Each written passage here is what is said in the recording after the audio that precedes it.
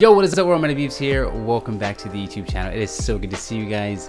This week's vlog, I'm actually not vlogging. We're gonna be doing something a little different. I'm going to be reacting to one of the early short films that I filmed with my friend Marcos. And I filmed it about 4 years ago now, so it's gonna be really fun and interesting to go back and take a look at all of my flaws or all of the good things that I was doing. But before we get into it, you know what to do. Go ahead and roll that intro, and I'll see you guys soon.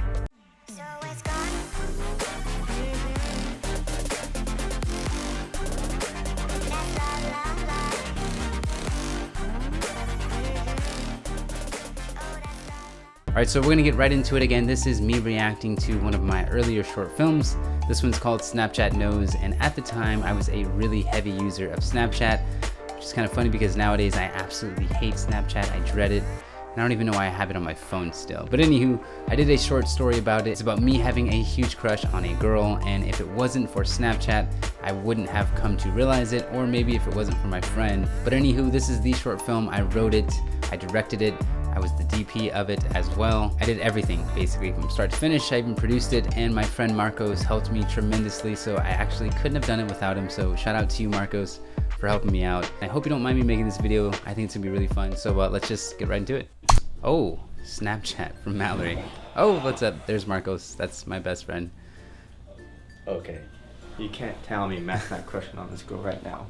I'm gonna pause it right here because I am really terrified with the color grading that I did. Marco's skin tones look really nasty and pink, and the framing of this shot I don't really like. It's all naturally lit. There are windows directly in front of Marcos. It was really cool that I took advantage of the natural lighting, but again, it's the editing that I really didn't do that good in. And if you did notice a little notification that came down at the top of the frame, I did that using keyframes. And if you're in my class right now, you know what keyframes are. This is actually one of the lessons that we are going over.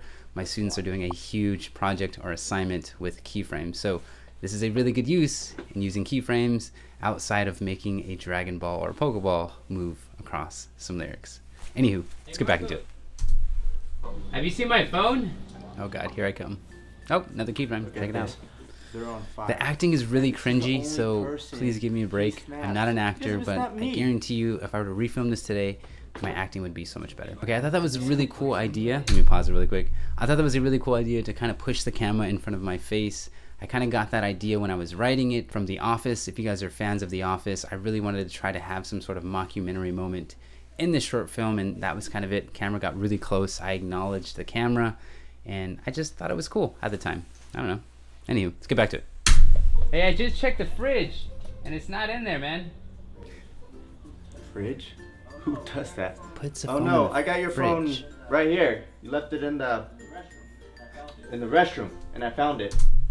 Okay, really quickly, I thought that was really cool being able to cut back and forth. At the time, I had never filmed or written a scene where two characters are talking in two separate locations so that you have to cross-cut in order to see and hear the conversation between the two. I don't know, I thought it was cool, and I'd like to try to write something like that again. Who knows?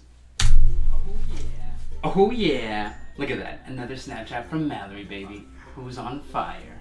Okay, very quickly, at the time, I really was talking to a girl. Her name was not Mallory. I'll keep her name disclosed, but I was talking to her, and actually we don't even talk anymore, which is interesting. But I changed her name to Mallory, and we did have a streak going on. Now looking back at it, I think I did have a crush on her, but I was so caught up in this short film that that crush didn't materialize into anything. So anywho, yeah, my bad acting is very terrible. So let's continue to watch it because I'm really dreading it. Ah. So what's going on between you and her? Oh, you mean Mallory? Well, yeah. Are you talking to any of the girls as well? Mallory and I were just friends. Just friends? So you don't like her or have a crush on her?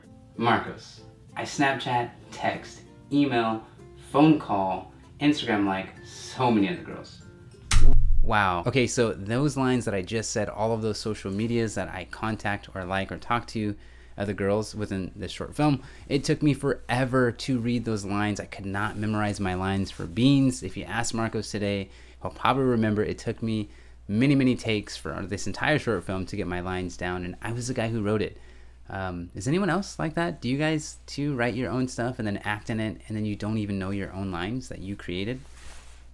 I don't know if it's just me, but I guess it is for this. Again, this scene uses an over-the-shoulder technique of my friend Marcos on the bed. So I really admire my attempts to be like Roger Deakins. If you guys are familiar with the cinematographer, Mr. Deakins, he is my favorite of all time DP, and I love the use of wide angle lenses that he uses. So I incorporated some really wide angle shots here, as you can see. So we're using wide angle lenses to be able to get a sense of the scene and the tone of that scene and of that location. Anywho, let's keep going. I'm gonna shut up.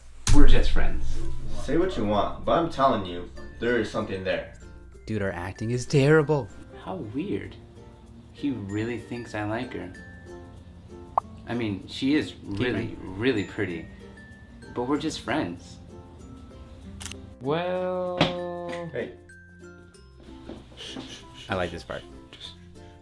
Okay, really quickly, I don't know why I thought I would try to add in some sort of physical comedy. Not only am I trying to write jokes or write funny lines that our characters can have dialogue between, I'm also thinking about the physicality of comedy, and the part where Marcos touches my face, to me, just read hilarious because my friends will sometimes actually do that in real life, so I thought it was a really cool idea to just kind of incorporate that and try to buy some more laughs from the audience. So do you think it works? Did it work for you? Did you laugh at all? Was it weird that he was touching my face? I don't know. At the time, I just thought it was cool. And yeah, physical comedy versus dialogue comedy. There's many different forms of comedy, and those are two of the types of comedy that I used within this writing, or within my script, within the short film. Let's get back to it. The spot.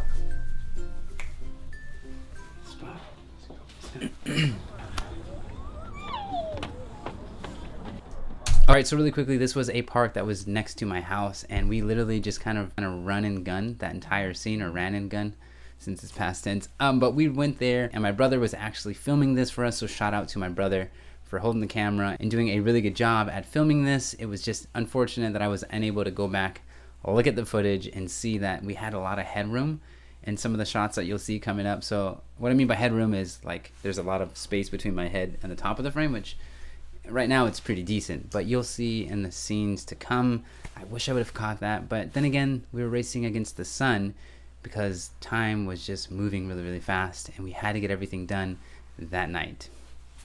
Let's go watch it. The ladybug, she's mine. We've been coming here since we were 5, and you always get the snail.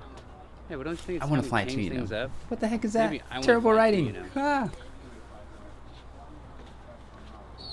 Anyway, Flyboy, how long do you have this crush on Mallory? Dude, our acting is so on the nose. Like, again, really quickly, if you're a actor or a director, you know that when your actors are delivering their lines, sometimes it feels super fake, and if you can't figure out why it does, it's maybe because the actor just feels like they're reading their lines. They're not really acting, and if they're listening to themselves say the words, you can kind of feel it. It doesn't feel real, it doesn't feel authentic. And a really good tip for those of you who want to be directors and also actors who are new, as well as directors who are new, when your actors are delivering lines, make sure they're not just delivering the lines, make sure they're listening to each other. Listening is really huge when you're an actor or a director. You want to make sure that the actors are actually listening to the dialogue and thinking about, because it just makes the conversation feel really authentic. It doesn't feel like the lines are being timed and we're just waiting and taking turns to say our lines. We're actually listening to one another and responding with the dialogue that was written within the scene. So again, pro tip for all of you actors out there, listen to the other actors across from you, and I promise you we can visually see that you're listening and you're engaged and it feels like an authentic conversation. So yeah, I could probably knock this scene out of the park if I were to try it again. Ever since I met her, and lately, it seems like she's starting to like me too. Are you kidding me? You think she likes you? Come on, dude.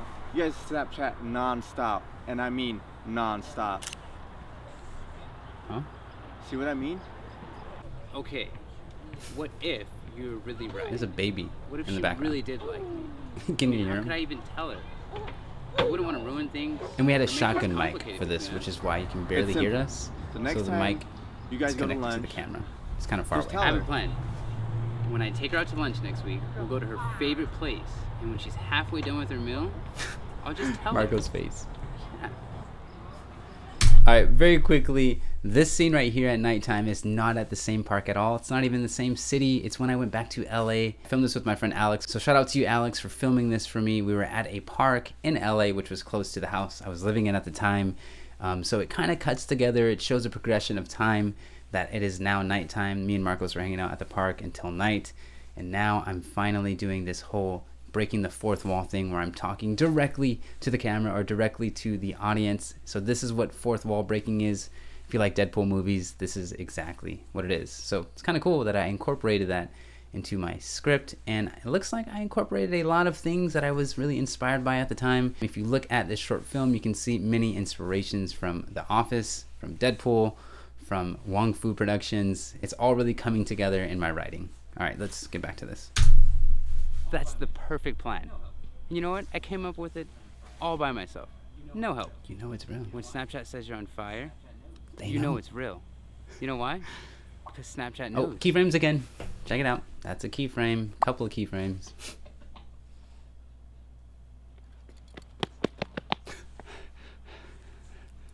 It's a heart. Wow. A heart. What? All right. And that is the short film. I absolutely hated the ending. I really don't like the ending, but that was it. I hope you guys enjoyed my little reactions and maybe a little bit talking and maybe a little bit more insight to the writing, the filming, and the editing of this short film. It was a really fun project. And again, this is not my best work. At the time, it was my best work, but now looking back at it, I'm so happy that I shot this, that I wrote this, directed it, produced it, edited it, all that good stuff, because it's only made me a better filmmaker today. And it was just really cool to be able to have an idea and actually write a script about it, because you guys know I'm no screenwriter. I'm not really a director, so it was really fun to exercise all of those creative muscles so that now I have all this knowledge and I can share it with you guys. So for those of you out there who are thinking about writing a short film, filming a short film, that is a passion project. Just go out and do it. And if you don't like it, that's okay. But at the moment, at the time, it is probably your best work, because you're bringing all of your knowledge and all of your skills into this one particular short film, so that one day you can look back at it. So that one day, 4 years, 5 years later, you can look back at it and make a video just like this one. So anywho, I hope you guys enjoyed this week's vlog. Again, I know it wasn't a vlog, it was more of a react video. So like I said, I hope you enjoyed it. And if you guys want to see more react videos of my old short films, which are actually all on this YouTube channel, let me know in the comments down below. And I have all of my old short films on this channel, so go back in time and check them out. They're really not the best, but I think it would be really fun to take another look at one of the short films. So just let me know if you guys want to see more of this. If you don't, we're going to get back to our regular schedule of vlogs very soon, so do not worry. Again, thank you so much for watching. I'm DP'd, the cinematographer. I almost forgot to say, if you guys enjoyed this week's video, you know what to do. Go ahead and do a super jump on that like button down below, and also get subscribed to the YouTube channel, because every Wednesday is a brand new vlog. I'm DP'd, the cinematographer, and I will see you guys in 7 days. Peace!